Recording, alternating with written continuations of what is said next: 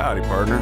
Welcome to one of the most northern parts of the United States of America. Travel with me upriver as we talk to a bunch of ladies and fellers and they share their tales of wit and wisdom. That's right, it's time again for Skagit Storytellers with Liz Rankin.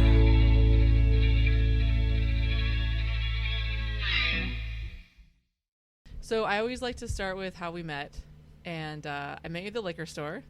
I loved working there. It was amazing. Yes. No, but it was because I saw you. You were doing a book reading at the is it called the Upper Skagit Library in Concrete? I think that's what it's called. I believe the so. Upper Skagit. Yeah. And I said, oh my gosh, I didn't know they did that. And so I think I wrote you and I said, do you want to come to the liquor store and say hi? And you're like, yeah, give me the address. I'm like, it's across the street. There's like 4 businesses on Main Street. Right? That Yeah. I go to at least. Right, yeah. Maybe 7 in total. I was able to walk. Yeah. Yeah. I'm like, you could yell at me and I could hear you with the door closed. Yeah. Yeah.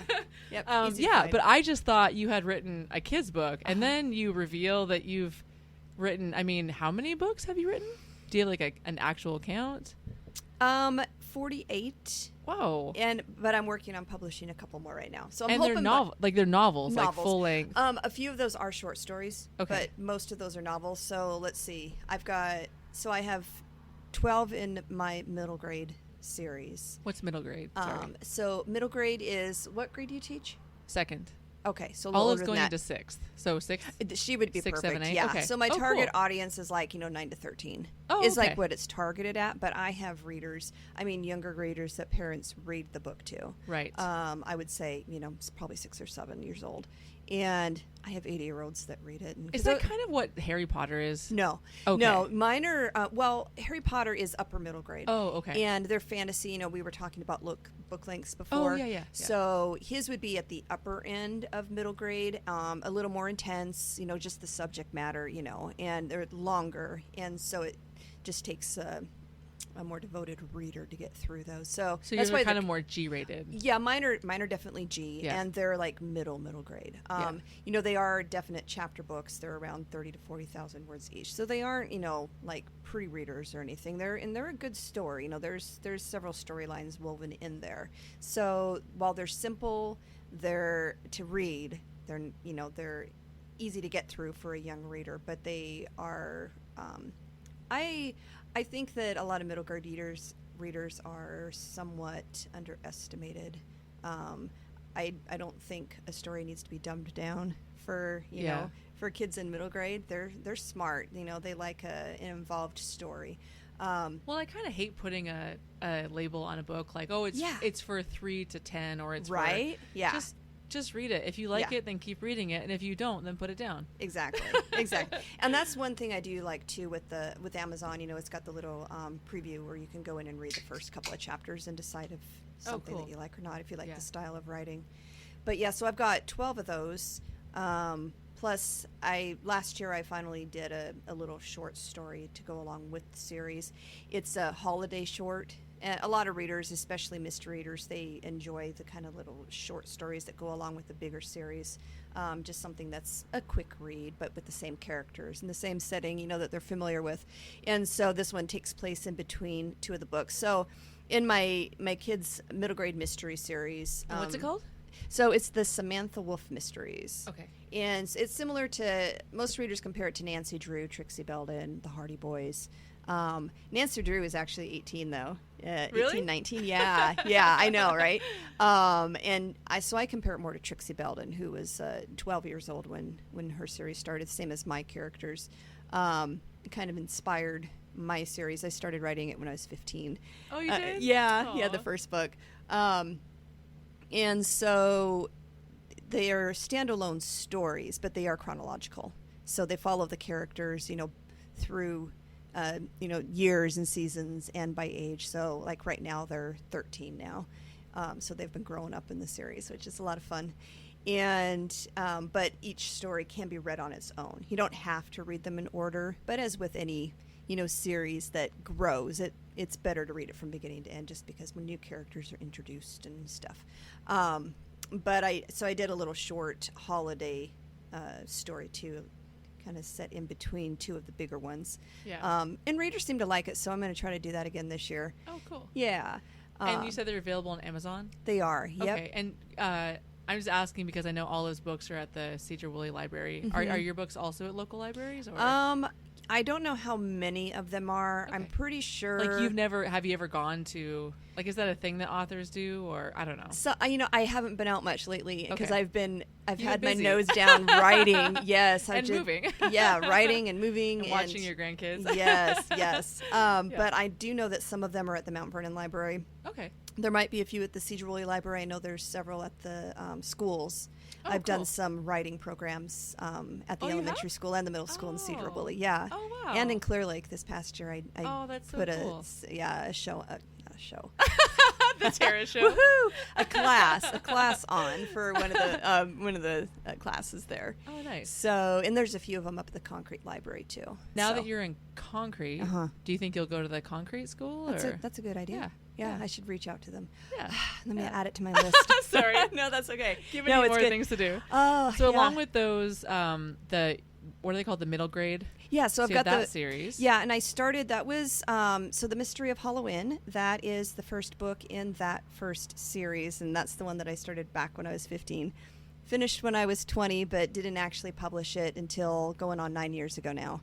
So between finishing it and publishing it, what was the? I guess to me 9 years seems like a long time. So like, what was the holdup? I guess. Or Oh no, it's been 9 years since I published it. So Oh. I'll back that up. So I started writing it when I was 15. Right. And when I was around 20, I pulled out the manuscript and finished writing it and attempted to get it published traditionally. And I'll age myself here, but... Wait, how old are you? I'm 51. Oh.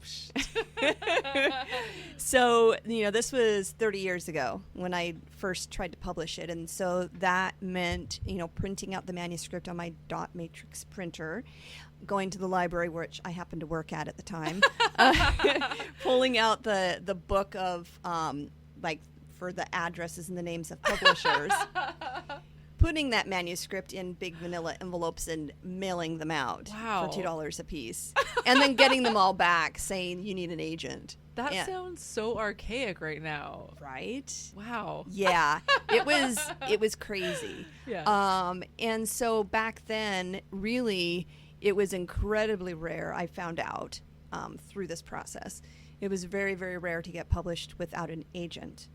And to get an agent, you would basically have to do the same thing. You would have to query them and then, find one that would represent you. And then they would reach out to the publishers and do the same process. And I got very discouraged very quickly. I was young.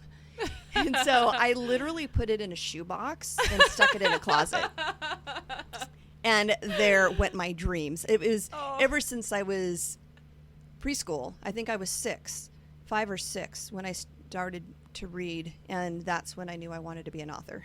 Is there any in particular book that kind of stood out to you, or just all of them? Or I read, so Nancy Drew, Trixie Belden, Hardy Boys. My aunt had like the original, hardcover ones in her room, and I remember every time we went to visit, I'd stay up half the night reading those books, and over and over again. I read a lot of Lois Duncan, but by probably 4th grade, I was reading Stephen King.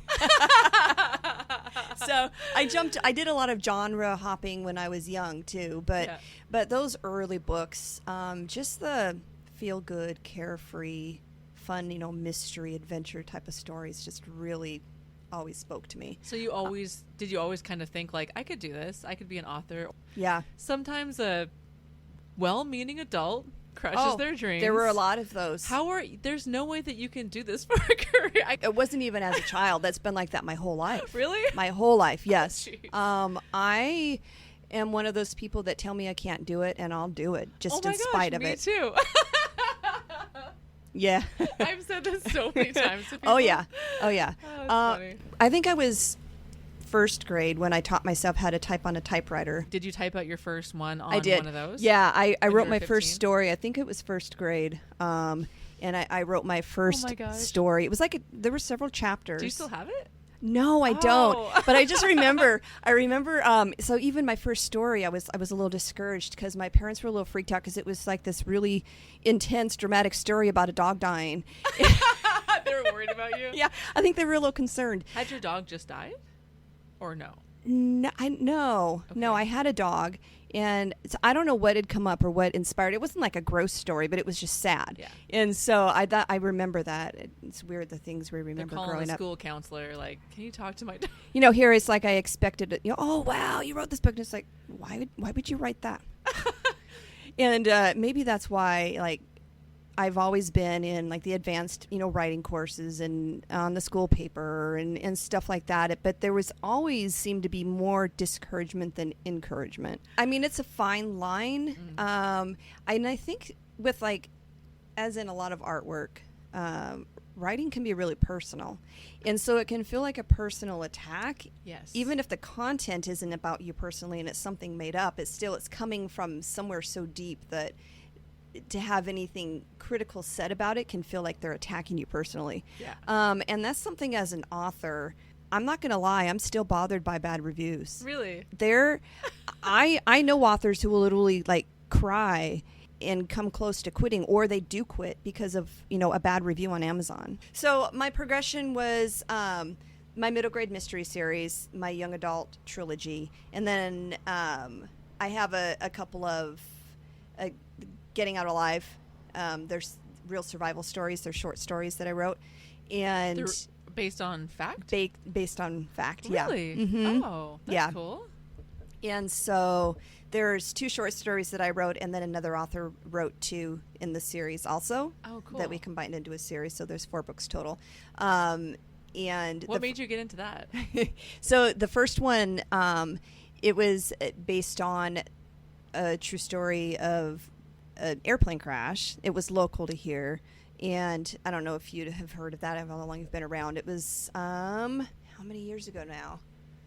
6 or 7 years ago, I think. Autumn Veach, she was on a small plane coming back from Montana to Bellingham with her grandparents. Her grandfather was the pilot, and they were coming over the Cascades using 20 as a visual line of sight. Got lost in a cloud bank, crashed. Unfortunately, both of her grandparents died in the crash, and she got out and then hiked through the mountains for a couple of days. Wow. To the trailhead at Rainy Pass. But, there was a big search on this whole time. And my daughter was the same age, very close to the same age as her. And so I was following the story, and I knew she was alive. I just said, she's going to get out. They're going to find her. And so when she appeared, I was writing some stories for the first Gadget Breaking. I was put into contact with Autumn's father, David Veach. And long story really short, I ended up doing an interview with Autumn, and it was such a incredible personal story that it felt like it needed to be told in a different way. And so I wrote it as a what would you call that, like a biographical true story, but not as an interview but as an actual story. And so at that time they were all for publishing it. And so I put it up first as just a free, publication. And then after speaking with them about it, I went ahead, because at that point I had learned enough just through self-publishing that I was able to, put it together and publish it as an ebook, and then also as a small paperback. And then 80% of the proceeds went to them. Oh, wow. Just to try to help out with some stuff. Yeah. And so I just had enough to cover advertising and whatnot. And so we were on King 5 News and a couple of things. So that was... So what was the other story that you did? The other story was about a young man. I tried to do another local story. And man, he was out hiking. And this was on a trail up above a winery in eastern Washington. And he had gone out just for a quick walk around before leaving for the night. And he fell off a cliff. Broke his back. And just because of the way things lined up, no one realized he was missing. And so it was over a day that he was out there literally dragging himself with just his arms across. It's a horrific story. Just dragging him to like a location where people could see where him? he could see someone that was working in the fields, and he finally reached them. But that is a crazy story. Did he survive? He survived. He was paralyzed. And I have to check up with him. It's been, several years now to see his progress, but he was in the midst of getting a different kind of rehab in line to try to get more mobility back. But his was a crazy story of survival too. Wow. Yeah. Yeah. Yeah, really intense. So those were, I also had those publications, and then I wrote my cozy stories under my maiden name of Myers, just because it was a different genre, and I thought it would be easier to market and everything. I kind of regret splitting them up now, just because I've learned a lot since then. Yeah. And it actually is harder having the two different platforms. But anyways, I decided to put my adult mysteries and thrillers under my maiden name of Myers, and then kept my kids and sci-fi under Ellis. Yeah. But I cross, advertise between them. And so I've got my cozy series, The Sanctuary, Mysteries of Sanctuary. There's 3 books in that, and then a couple of short stories that are holiday shorts. And then I have Echo of Fear, and that's my kind of a crime thriller. It's adult crime thriller. That's also a series, but I've only got the 1 book so far. Okay. And I just now put it for pre-order, kind of that character's origin story. Oh. And I'm excited about this one. It's called Born from the Shadows. And so it's that same character as a high school senior. And it's like her origin, what kind of thrust her into that world. And it's like a spy thriller. And it's like a kind of a cross between Alias, La Femme Nikita, sort of a storyline. The possibilities are endless. You just never know what might happen or where it could come from. Olive gave a talk at the Rotary in Burlington, and she talked about the different steps of how to publish. Then at the very end, she said, and I didn't even tell her this, she just did it herself, and she said, but the most important step is to finish. Yes. No matter what you do, just finish it. So I don't know, have you experienced, well, I guess because you said you wrote first, and then it took you a while to finish your first book. Mm-hmm. How did you, I guess, overcome that? What made you drag it out again? That's a really good question, and your daughter's very smart to have She already is. figured that out at this age, because it took me over 40 years to figure that out. Yeah. So yeah, I had, I put that in the shoebox and put it up on the shelf when I was 20, but I didn't stop writing. Yeah. I mean, I've always written, and I always will, regardless of if I'm publishing or not. Yeah. So I had several manuscripts that I had started, and then I got to the point where I was lost in my story, and so it was too overwhelming to finish it. Oh. And it wasn't until I found a really good online article about outlines. And I can't remember what even compelled me to do that. I don't know what it was that made me do it, but I read through this article, and I put the pieces together. I do remember why I was compelled to complete a book and try to publish it. I was working at the hospital as an EMT firefighter, support officer, taught CPR multiple places. I worked as a tech at the hospital. Locally? Locally, yeah, United General. Oh, yeah. I did that for years. I had a lot of really intense stuff on the plate, and I had 2 kids in school. I mean, Right. I had a lot going on. And I got a diagnosis for MS, Oh. for multiple sclerosis. I had some symptoms that came up, and it was very mild, but it was, I had to cut back on hours, and eventually that led to quitting my job. And so I was kind of reevaluating everything, kind of that, try to identify what made me, right? And what was most important to me and what I wanted to focus on. And I revisited my writing, because no matter what, throughout my whole life, that was always at my core, something I'd always wanted to do. And with Amazon just starting their platform, it was just a baby back then, I discovered that as an option, and it encouraged me to finish something. And so I started, trying to evaluate, why did I have such a problem with finishing a story? Because, it's in my head. But the hard part is getting that down on paper, and getting it down on paper in a way that someone else can read and have it make sense to them. So anyways, I discovered that I needed an outline. Yeah. and what I had thought constituted an outline up until then really didn't. It was more of a jotting an idea down. It wasn't Got it. like a real working outline. So the outline helped you get unstuck and figure out, like, not be lost anymore, and Yes. to help you, or Yes. organize it. Yeah. I was going to ask if you read Uh, fiction. I have a really You're wincing right now. I am wincing. I was someone that used to have like 2 or 3 books I was reading at a time, and I have not completed like a book from beginning to end in years now. Really? Yeah, it's like I'll read bits and pieces here and there. Even nonfiction? Just any type of book? Anything. Yeah. Because I get so far inside my own stories Yeah. that reading something else pulls me out, and it makes it harder for me to get back in. Oh, yeah. And I just have a hard time reading it now as a reader and not as an author. Yeah. And yeah, and I do. Even with my own books, I have a really hard time reading my own books because I can't do it without editing them. One of my friends was sending me some songs. Oh, hey, check this tune out. And I said, I'm surprised that you like this because this is not the type of music that you play. Yeah. And he's like, actually, that's why I can't listen to the style of music that I play. I Yep. have to listen to, like, hip-hop or this, just something completely different Completely that different. he can't pick apart. And that's the thing. I have such a hard time now reading something just for the joy of reading. Yeah. Because I want to edit it. You love reading, and so you ruined it for yourself by I becoming an author. did.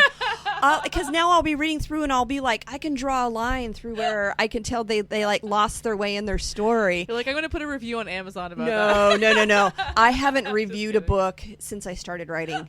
Seriously. It's been, so I continued to do that for like a couple of years, and then I realized, at first I cut back not reviewing books in my own genres, and then I just stopped reviewing them altogether. I haven't That's reviewed a book in funny. over 5 years, just because I think it's just not a good. For me personally, it just is Yeah. and I haven't asked anyone for review in Yeah. years and years and years either. Yeah. I think organically is the best way to get them. I originally was going to ask you, so, like, say a young kid, 20-year-old wants to write a book, and then I realized I'm doing that thing that I hate. Why do you have to start a new career at 20? Why can't you say there's a 50-year-old who wants to start yeah. writing? How do they do it?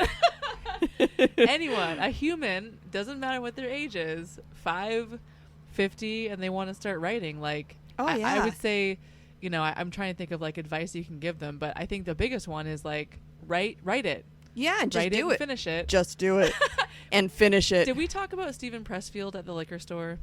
I can't remember because I bring him up all the time. So he wrote The Legend of Bagger Vance, and I think that was his first novel that he finished. And the second he finished it, he was so proud, and he showed it to his friend. I forget who he is, another really great author. And his friend said, cool, start your next one.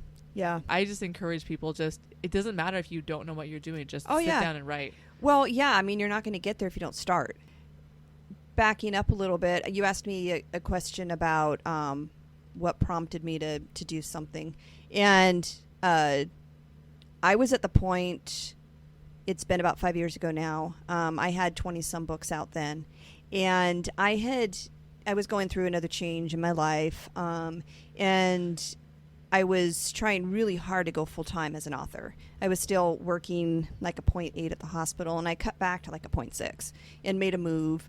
And Was this around the beginning of your MS diagnosis? Or? No, this was after. This Okay. was about 5 years ago. Okay. And it's been 9-10 years since the diagnosis. Okay. And I've actually improved since then. Okay. But I was at a kind of a crossroads, and where I wasn't making enough from my books, and I had invested quite a bit in my new cozy series. It was back when that genre was becoming really popular, and so I wrote these 3 books, and I invested kind of my nest egg into having like the covers and professional editing and a professional narration, which were all good. But unfortunately, the books just never took off, not to the point where I needed them to in order to stay where I was work-wise. And so I was discouraged, and I was at that point where I would never stop writing, but I had to stop writing as much and work more in order to, make ends meet. And it was literally like that week. I was at the point where I was going to let them know at work, I need to go back to a 0.8 or whatever. And something popped up in a group forum that I'm on for authors, where Muonic Press had an open call for authors. And it was post-apocalyptic, which is, it's sci-fi. And, I'd written The Forgotten Origins, which is like a sci-fi dystopian, kind of post-apocalyptic. But most of my stuff was, kids' mysteries and cozy mysteries. And I'm like, And I didn't have that much out. And in comparison to, other successful authors, I'm like, I'm kind of a minnow here. But why not? Obviously, it worked out. I got selected. And so you had to submit like an example of. So it was just it was an application process where okay. you could give information about yourself, give some samples of your work. Oh, okay. And then an interview, like talking, a couple hour long interview where we just talked, and it was a good match. And Mike Cross has been amazing to work with, and Muonic Press it changed my life, literally. Wow. And our first series we wrote, Flashpoint, and this was a little over 3 years ago now.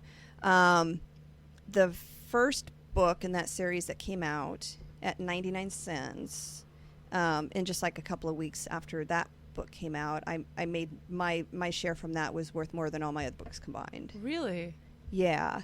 Wow. That's the power of having those numbers behind you, the fan base. And having your foot, a solid foot in the genre and in the market. So obviously I jumped at the opportunity to write another series. So are these ebooks? That's why So they're 99 cents. Just that first book was at 99, and then each book after that was, I think those were smaller as far as length goes. My Extinction series was the next 6-book series that we wrote, and those ones were a little longer. About 60,000 words or so each. And they're all available as ebooks and as paperbacks. Flashpoint was made into an audiobook that's doing really well right now. Wow. It's narrated by Tom Taylorson, who is incredible voice actor. He's done a lot of stuff. He narrates for Marvel. Yeah, it's available on Audible. That's cool. Yeah, he did an amazing job. We were very fortunate to sign him on for it. So that's Flashpoint, and Extinction series is the second one, and it's done really well too. That's available, actually, all 6 books in the box set, ebook for only 99 cents. Both of those cool. are. And then the most recent one, After the Crash. And like I said, those are our longest books, and people who like Jericho, I don't know if you've read, or Revolution, those are TV shows. They would like this. Kind of has the small town, group of people trying to survive, but it's very character driven. The one thing I love about this one with the character developments, there's like some characters in there that hate at the beginning, love at the end. Do you mind if we talk about MS? Yeah, so it's going on, I think about 8 years ago, maybe a little more than that now. And so you're 42? Yeah, I was in my early 40s. I mentioned I had a lot on my plate, a lot of stressful stuff. I kind of seem to always strive off of having too much to do and too much going on. And stop looking at me. No. Just kidding. And anyone who has any kind of autoimmune disease, they know that stress is like one of the major triggers. Oh, okay. And so I think that's probably what triggered it, is my cup finally runneth over. And so essentially MS is where your immune system kind of turns on itself and starts attacking like the myelin sheathing on the axons up in your brain. So what were your first symptoms? I was having... it started a couple of years before that, and I didn't know what it was. I had like a buzzing sensation in my feet. And then in my hands. I used to be a 911 dispatcher. Like like sort of numbing? Or? No. It was like an electrical pulse. Oh. Zzz, zzz, in your hands and feet. Zzz. That's how I would describe it, like zzz, in my feet. And only when I had pressure against them. So it took me a while to learn what I wanted to be when I grew up. And so back when I was a security officer up at the casino, I was also the medical security officer. Love it. Yeah, I did that for a few years. And I noticed at first then because I would be standing on a cement floor. And I thought the floor was vibrating. Oh. And I thought it was like an air conditioner or something. And then I one day I realized no one else was feeling it. I'm like, what the hell? And I went from that job to being a 911 dispatcher. And where you're sitting all day. You're sitting all day. Yeah. So I didn't really feel it in my feet anymore. I thought it was gone. But then I noticed it in my hands when I was holding the mouse. So, 911 dispatcher, no stress there, right? Yeah, it's fine. Just people's lives in your hands. Oh, it was awful. Really? How long did you do that for? A little over a year. And it got to the point where it's like I either have to be medicated or I have to quit. Yeah. And so I quit. Yeah. And so I went to work in the emergency room. That's stressful. And as a support officer, I responded to death scenes. So And you probably fires had and the stuff. buzzing in your feet back. Yeah, and then it spread to my hands just when there was pressure against it. And I knew it had to be neurological at that point, but I ignored it. And then it spread to my thigh one day. I could feel that same electrical buzzing sensation like going up and down my thigh, and I'm like, oh, this is bad. And so I went to see my doctor.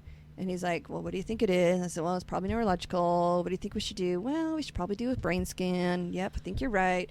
So while we're waiting for those results to come back and to see a neurologist, I was working in the ER, and I had optic neuritis hit me, which is where essentially what happens in the brain, where the immune system attacks the sheathing, it does the same thing to your optic nerve. And it causes intense pain, dimming of your vision, and you can lose your vision. Normally it'll come back after the flare-up recedes and the swelling and everything goes down, but it can be permanent too, so it's also really scary.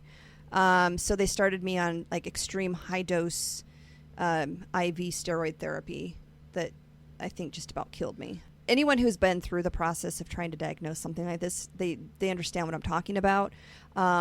Where a lot of times, it's a process of elimination, and then you come up with whatever it is. There's a few of them that have specific tests that say yes or no, but a lot of times it's like a really, really long process of trying to find the right test to identify something at the right time when you're in a flare, so that those markers are there in your blood. Yep.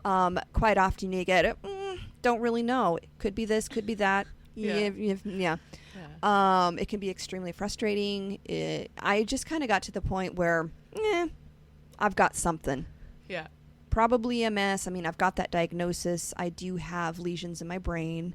That's what led them to that diagnosis too, between the optic neuritis and the lesions. They said, yeah, it's probably MS. Since then, one of those main lesions have disappeared. Yeah, my last brain scan I had, the main one that led to that diagnosis is no longer there. And do you think it's just because you've changed your lifestyle? I don't know. Okay.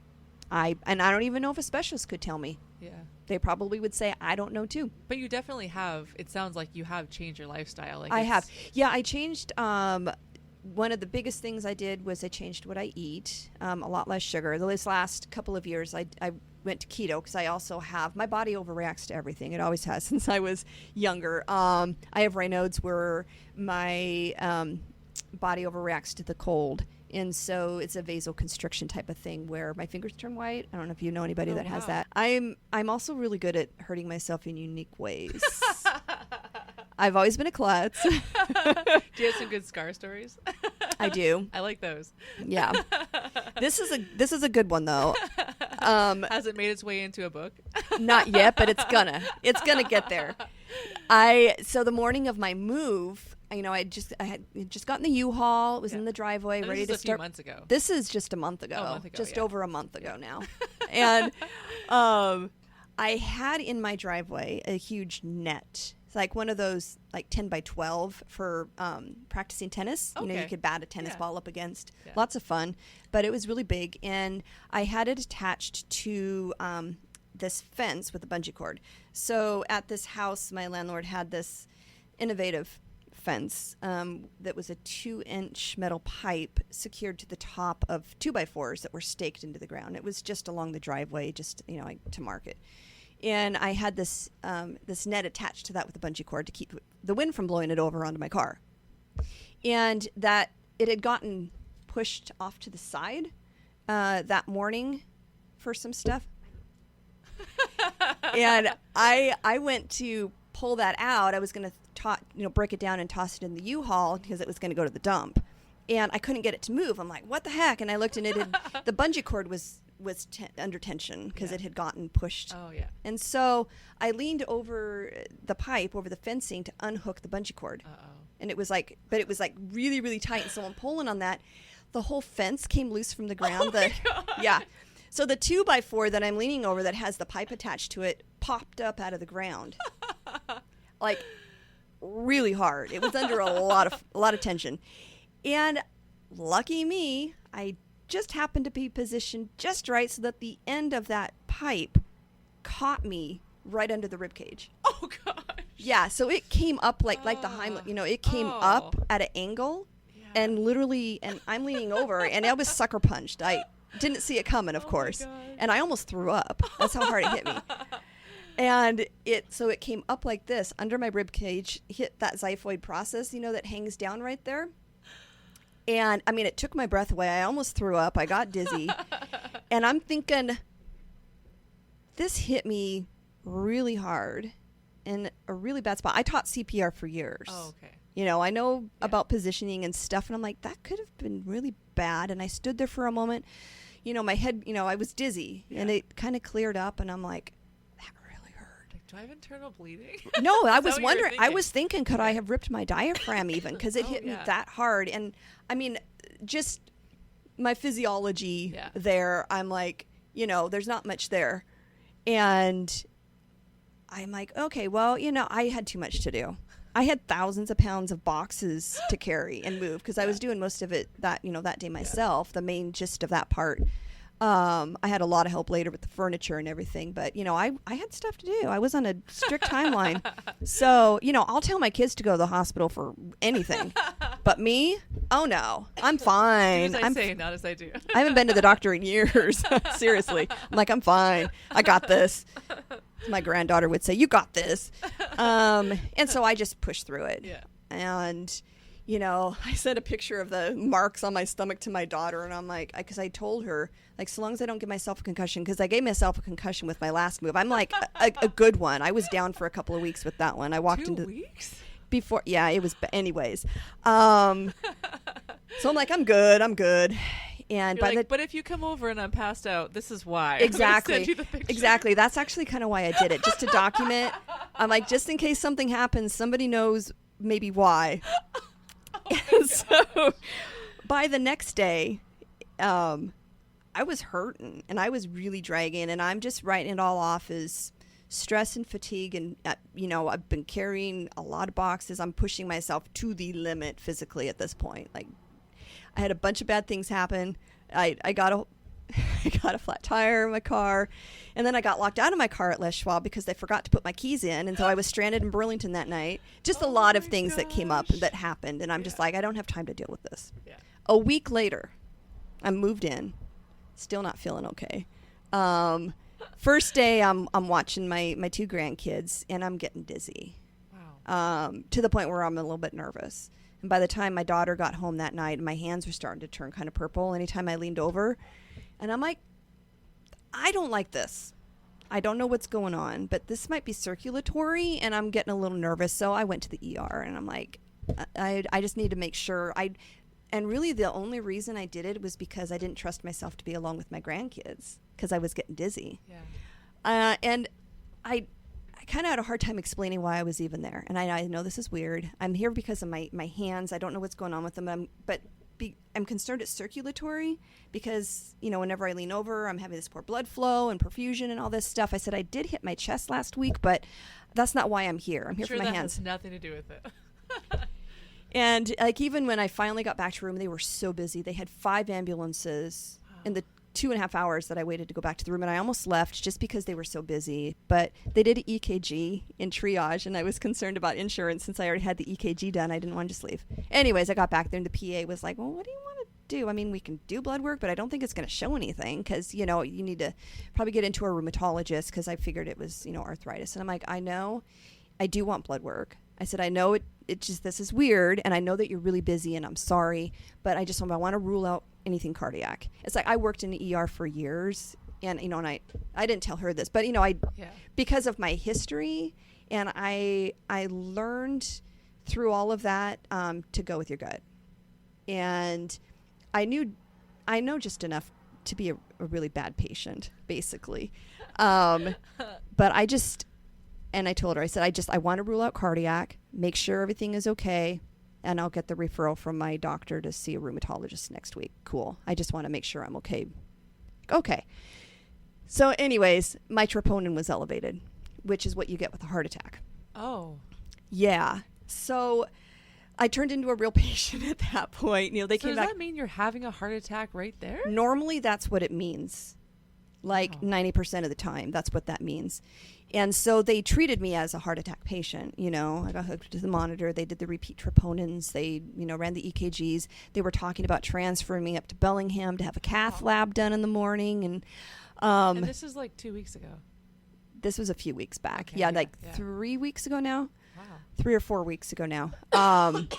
And so I knew the physician that came on. By now it's been several hours at this point, and he's one of my favorite doctors there, Dr. Manzo. And so, we're talking because he's dealing with cardiologists and they're debating whether to transfer me or not. I'm like, I really don't want to be put on a heparin drip and sent up to Bellingham. I really don't want to do that. I don't think I'm having a heart attack. I know it doesn't make sense, and so anyways, longer story, a little bit shorter. No, you're good. They agreed to keep me at United, and so I just got admitted there for that under observation and to do repeat troponins and then do a stress test in the morning and a nuclear scan, which is where they inject you with radioactive stuff and check out your heart that way. It So gives, that elevated level might not mean heart attack, it might. There's a few other things that can cause it. but usually it does. Usually it does mean that there's, Okay. because your heart muscle gives that off. It's an enzyme that the heart muscle releases when it's damaged. And typically you see damage like that from a heart attack. It can be caused from a trauma. Normally that's like from a car accident or a blunt force trauma, like in sports. Like getting hit by a fence. Like getting, yeah, like getting hit in the chest with a pipe. And I finally started to actually pay attention. And I realized that when I did anything strenuous or for very long, or I noticed, I'm like, oh, yeah, I kind of am having chest pain. Yeah. Yeah, doing this is bringing on that chest wall pain. Yeah, that's chest pain. That's Yeah. my heart. And so it's been a slow process, but I finally, it was over 2 weeks after that. So it was a good 3 weeks after the initial injury. I tried to go hiking again for the first time. And I'm someone that I hike several times a week. 3 to 4 miles is a short hike. I usually go 5 or 6, sometimes 10. And so the first time I got back out for a hike, I went 3/4 of a mile.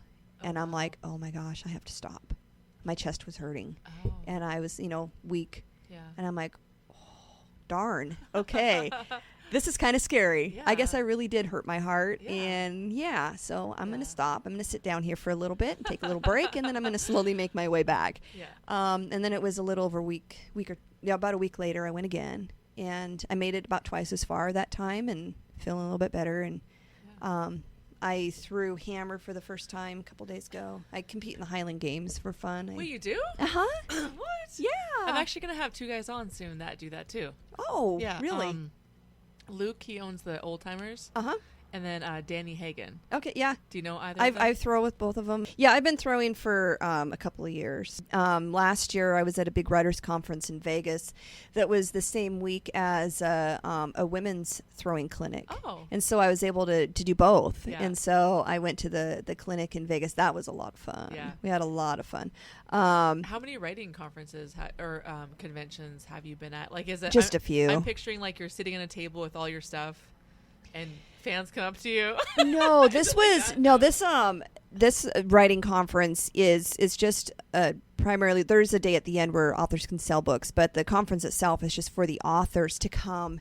It's for authors to expand their craft. And there's a lot of, there's speakers that have done well in their genre, their specific area of expertise, to pass on knowledge, and a lot of networking that goes on, and just learning from other authors that have succeeded in various ways, and just kind of gleaning that from them. And so it's a great resource. Yeah. You highly recommend people going to those things? Yes, I do. Yeah. I think that it was hard there for a little while because of COVID, and so getting back into it. but I've been to 3 of those. And so, cool. yeah. And for me, coming away from that, the biggest thing, it's the same with any sort of in-person event, is the networking. Yeah. Because nothing beats, sitting down and talking to someone, face to face and finding out what has and what hasn't worked for them, and maybe finding ways to help each other with different things. And so, Yeah, you come back inspired. Oh, absolutely. Yeah. Oh, And so then you nice. try to ride that high. Yeah. Yeah. But, yeah, they're a lot of Cool. fun. Yeah. So writing, throwing, watching your grandkids. I forgot to ask, were you born here? Or where are you from? No, I was born in Chicago, but I've lived in Washington State since I was 4. Oh, okay. So I've lived in Western Washington since I was 19. Yeah. So I've been here a long time. So you were on the east side for... Yeah, I grew up in Yakima. Oh, okay. Yeah, Yakima and then Ellensburg. Yeah. So I still have family there. Yeah. And in Missoula, Montana, I have Yeah. family. Do you often have I'm trying to think of the locations that you write about? Oh, Do you oh, reference- oh yeah. Yeah. Yeah. My kids' stories, they live in a small seaside town that's like similar to La Conner. It's a made-up town, okay. Yeah. but it's here in Washington. And so a lot of their adventures take place in Washington State. My Sanctuary Cozy series takes place in a small town in the Cascades in Washington. It's a okay. fictional town, Sanctuary, but it's in Washington. My PA series, a lot of that spans a lot of different areas, sometimes around the world. Like the Extinction, it ends up down in Africa. But one of the characters is from Seattle. Oh, okay. So his opening scene, he's a trauma surgeon at Harborview, and the Oh. big one hits. And so, Oh, wow. yeah, Yeah. that one's freaky. Yeah. Well, Um, that's scary because that's going to happen one day. oh, yeah, not Oh, a matter jeez. of if but when. Wasn't there an earthquake the other day? Yeah. Yeah, just north of 3 here. point or Is a maybe- 2.9.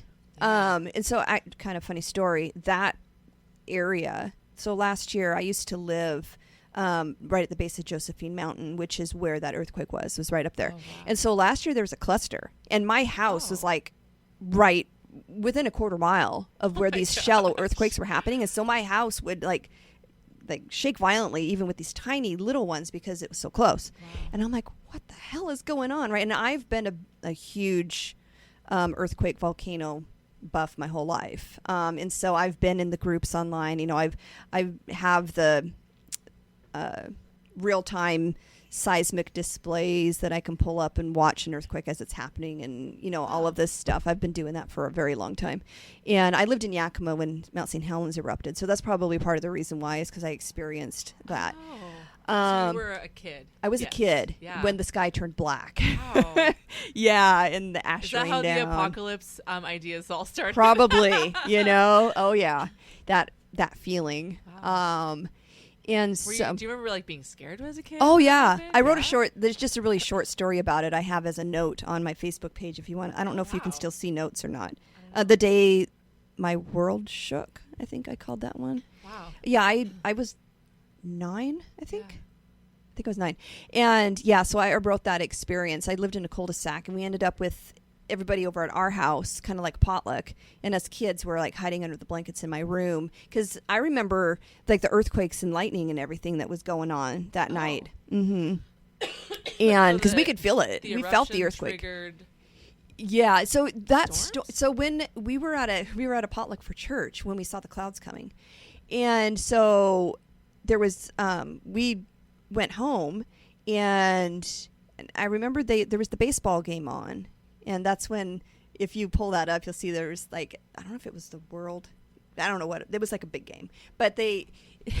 It was in May. It was such a it was such a big baseball game that when the earthquake erupted, they didn't even. It was only like a split screen, so you Gotta could still keep watch the on. game while they're talking about the end of the world. Because when they were talking about it, they wouldn't even they weren't even saying what was going to happen or if Yeah. we were safe. Like nobody knew. We Yeah. thought we were going to die Yeah. because we're standing there and we could see the black clouds rolling in, like Wow. literally. And Wow. I just remember standing in the backyard staring at our rabbits in their hutch crying because I thought they were going to die. But it literally, like, you could see these if you look at the pictures of the black clouds rolling in, we stood there as they rolled in over us. Wow. And it turned black. And the ash, when it started to fall, they were like huge flakes that Oh. covered our cars. And it was like the apocalypse. It was like the end of the world. And and one of our friends, their dad was like stuck on the pass on a motorcycle trying to get home, and she thought he was going to die, and we all thought we were going to die. And so it was traumatic. Wow. It really was very scary. Yeah. And because nobody really knew Yeah. what would happen, and nobody, we didn't know. It wasn't long ago when I realized that the 5 mountains here are volcanoes. Oh, like all of 'em. Baker, Yeah. Glacier is actually the closest one. Glacier is it? Peak. Uh-huh. Oh, I thought Baker was closer. Depending on where you're at, like guess, if you yeah. like look on a map, Yeah. and Huh. like we're sitting on top of the last Lahar from Glacier. Oh, really? Yeah, that happened. It went all the way from there out to the Sound, down the Skagit, and out to the Sound, and spread out. So we're literally sitting on top of the last Lahar. So that'll give you an idea what'll happen the next time it erupts.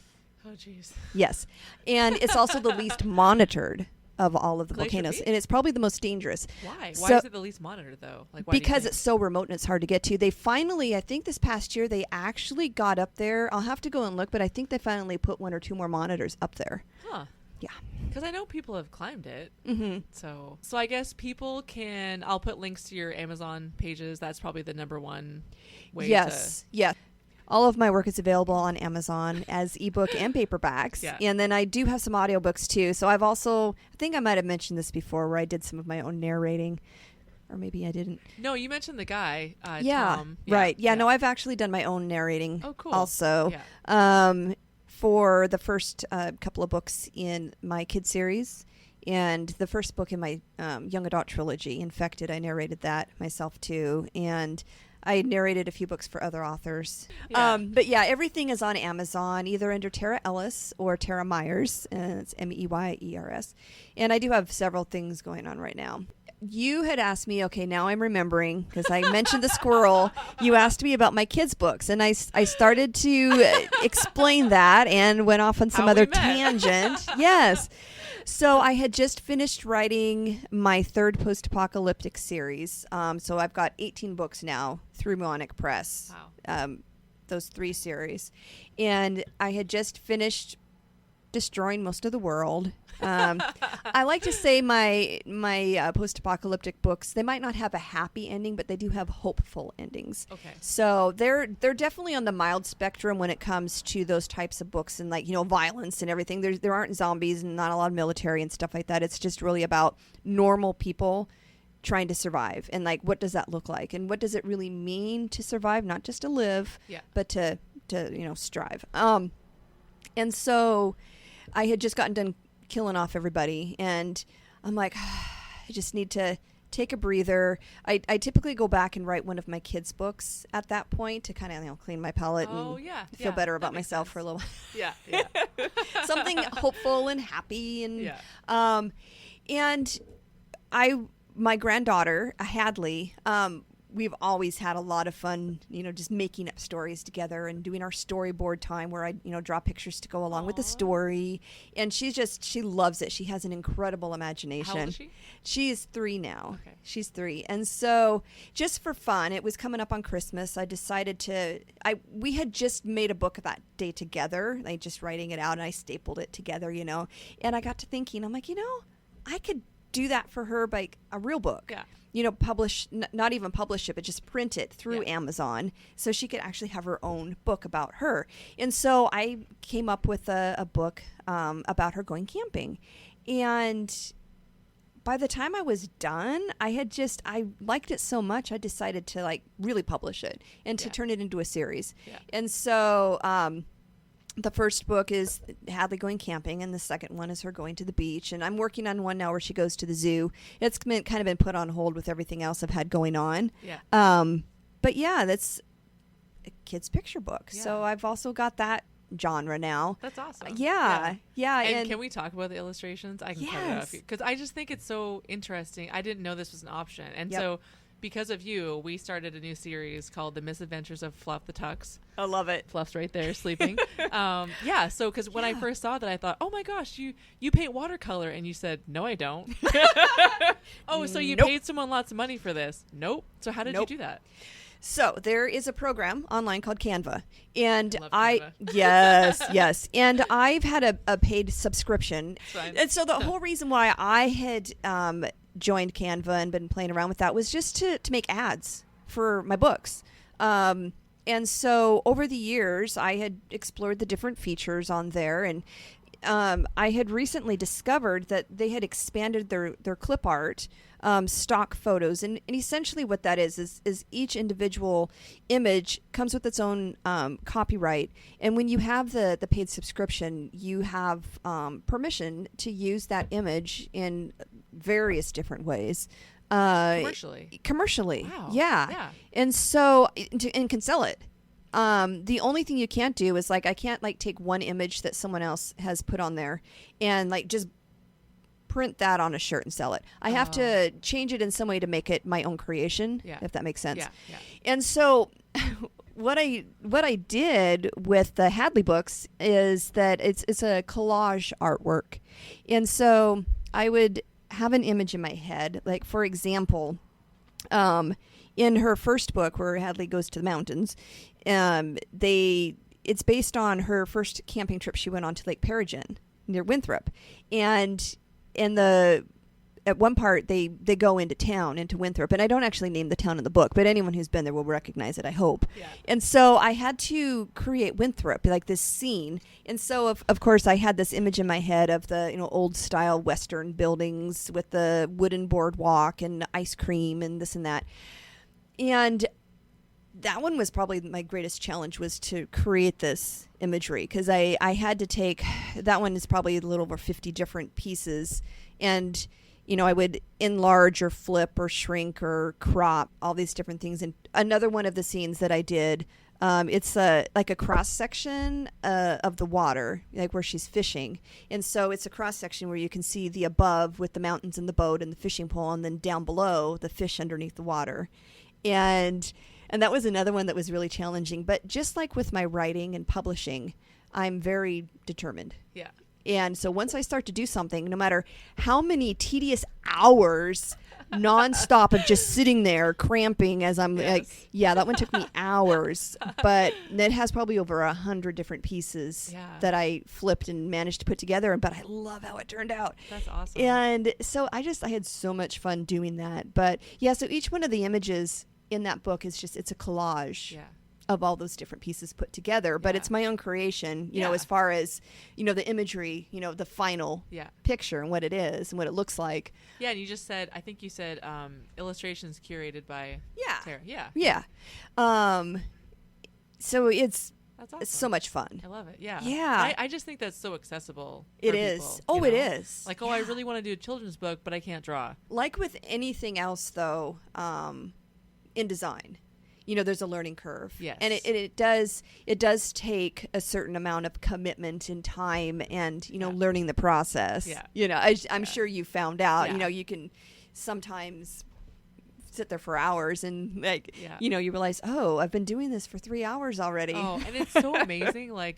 If I don't know something, Yeah. I'll just go on YouTube or There Google. It's so Exactly. crazy how quickly you can get the answer. Yep. Even just simple, I would have sat there by myself for hours, or I just Google this specific question on YouTube, and someone has answered it. You can teach yourself. It's amazing. And that's what I love most too about the publishing platforms, like Amazon or Audible, that gave me the ability to publish my own books, to narrate and master and publish my own audiobooks. Yeah.